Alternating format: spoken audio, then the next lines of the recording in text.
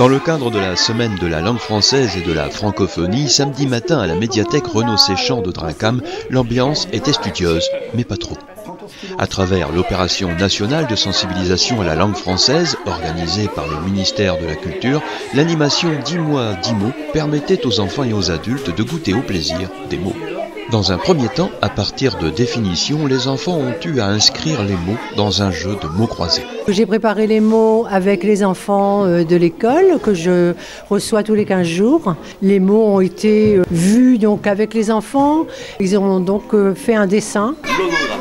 Logographe, rébus, coquille. Deuxième temps fort de la matinée, la dictée.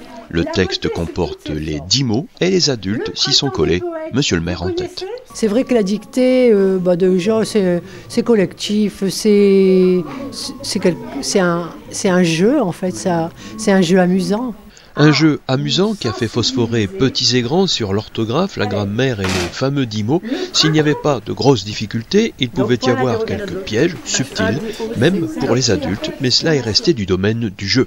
Pour l'enseignante, c'est aussi un bon exercice que ces jeunes élèves des différentes sections ont suivi selon leur niveau de connaissances respectifs. Ils ont quand même donné le meilleur d'eux-mêmes. Donc Evan, qui est en CM1, a très bien réussi sa dictée.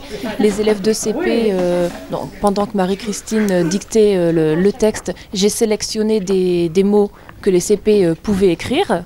Donc voilà, par exemple, Laurine a fait sa dictée. Évidemment, tout le texte était trop compliqué. Et même les maternelles ont participé. Par exemple, Céleste et les garçons qui sont en grande section, ils ont recopié des mots.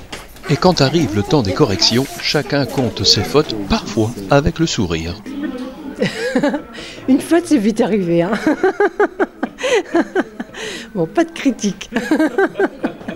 Et quand la dictée a semblé trop longue aux plus jeunes, les livres ont été un refuge, ce qui est finalement rassurant. Évidemment, c'était un petit peu long pour leur attention, donc ils ont terminé en lisant des livres.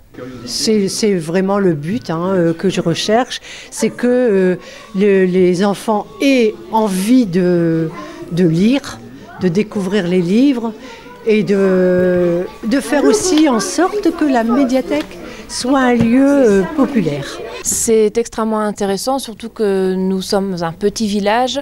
Vous avez surtout et particulièrement des enfants, bien sûr, de l'école, puisque la directrice de l'école est parmi nous aussi, et puis des parents, on dira, d'enfants, des grands-parents également. C'est une opération effectivement intergénérationnelle.